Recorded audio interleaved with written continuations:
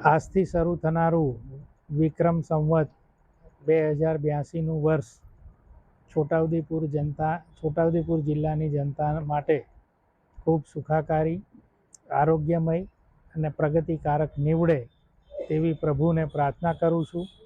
અને આજે બેસતા વર્ષના દિવસે અમારા નિવાસસ્થાને મારા પિતાજીએ શરૂ કરેલી પરંપરા, એ પરંપરાને અમે પણ જાળવી રાખી છે.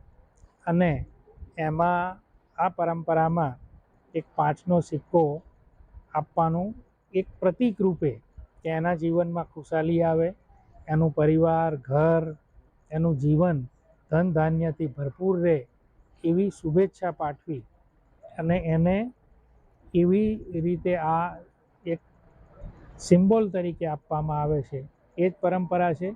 અને આજના દિવસે એકબીજાને મળી અને એ શુભેચ્છાઓ પાઠવવામાં આવે કે જે કોઈ લોકો છે એના જીવનમાં સુખમય એના દિવસો રહે.